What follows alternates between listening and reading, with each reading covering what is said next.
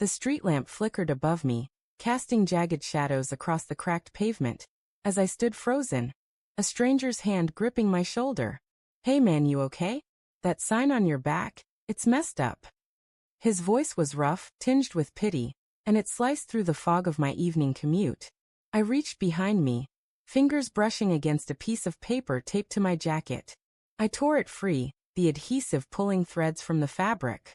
In bold, mocking letters it read, "Will work for food." My stomach lurched, not from hunger, but from the sudden, sickening realization that my wife, Sarah, had placed it there. Her laughter from this morning, as she kissed me goodbye, echoed in my skull like a taunt. The city pulsed around me, horns blaring, neon signs buzzing, the sharp scent of exhaust mingling with fried food from a nearby cart. I crumpled the paper in my fist, my heart hammering against my ribs. Sarah's pranks were her signature, silly notes in my lunch, a fake spider in my shoe. But this felt cruel, a public humiliation I couldn't unsee. I replayed the morning. Her smile as she handed me my coffee, her fingers lingering on my back as she adjusted my collar. "Have a great day, Tom," she'd said, her voice warm, her eyes bright. Had there been a flicker of something else? A shadow I'd missed? I shoved the sign into my pocket and started walking, the weight of it heavier than it should have been. Our apartment was 10 blocks away, but each step felt like wading through quicksand. Sarah had been distant lately, late nights at work, vague texts about meetings. I chalked it up to stress. Her marketing job was demanding, and I'd been pulling extra shifts at the warehouse to cover the bills. We were a team, weren't we? I told myself the late-night phone calls she took in the bathroom were just work. I ignored the perfume on her coat that wasn't hers, the one that smelled like cedar and ambition, not the floral scent she'd worn since our wedding. The apartment door creaked as I pushed it open, the familiar scent of lavender candles doing little to calm the storm brewing in my chest. Sarah was on the couch, legs tucked under her, scrolling through her phone. Her hair glowed under the lamplight, and for a moment, I saw the woman I'd fallen for, fierce, witty, the one who'd danced with me in the rain on our first date. But the crumpled paper in my pocket burned against my thigh. "Hey babe," she said, barely glancing up. "How was work?" I stood in the doorway, my throat tight. "What's this, Sarah?" I held up the sign, my voice low, trembling with something I couldn't name.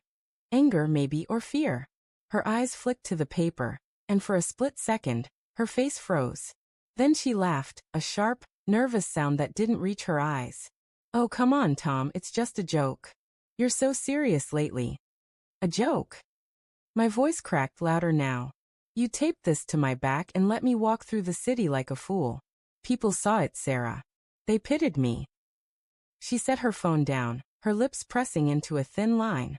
"I didn't think you'd take it so personally. It was supposed to be funny." "Funny?" I stepped closer, the floor creaking under my weight. "You think humiliating me is funny? What's going on with you? You've been different." Her gaze darted away, and that's when I saw it, a flicker of guilt, quick as a moth's wing. My pulse quickened.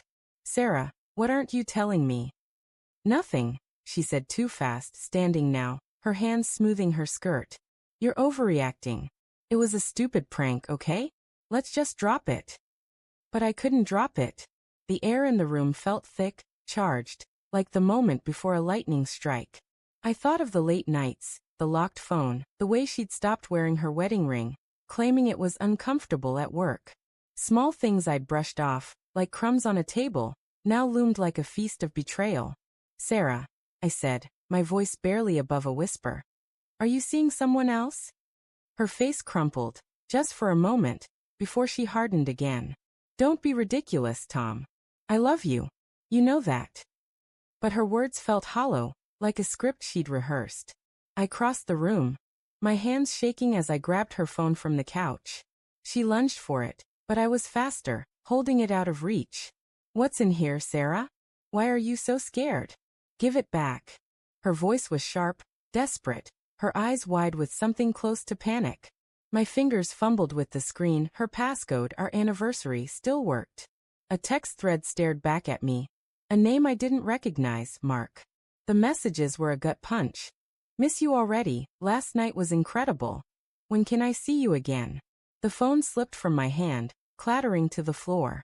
The room spun, the lavender scent now choking me. "Who's Mark?" I asked, my voice a stranger's, low and raw. Sarah's face drained of color. She opened her mouth, then closed it, her hands twisting together. "Tom, I can explain." "Explain?" I laughed, a bitter, broken sound. "Explain how you've been lying to me? How long, Sarah? How long have you been sneaking around?" Tears welled in her eyes, but they didn't soften me. "It's not what you think," she said, her voice trembling. "Mark, he's just someone from work. It was a mistake, Tom. I was lonely. You're always working and I. Don't you dare blame me."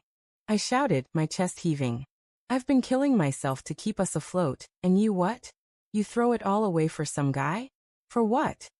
She sank onto the couch, her shoulders shaking. "I didn't mean for it to happen," she whispered. "I still love you. I don't know who I am anymore." Her words hung in the air, heavy with truth and pain. I wanted to scream, to break something, but instead, I stood there hollowed out. The woman I'd built my life around was a stranger. Her betrayal not just in her actions but in the way she'd let us drift apart, piece by piece, while I clung to the illusion of us. I turned to the door, my hand on the knob. "I need to think," I said, my voice barely audible. "I can't look at you right now." "Tom, please," she called, but I was already gone, the night air biting my skin as I stepped into the street. The crumpled sign was still in my pocket, a cruel reminder of the truth I'd ignored for too long. As I walked, the city's pulse drowned out my thoughts, but one question lingered, sharp and unrelenting. How do you rebuild a life when the foundation was never what you thought?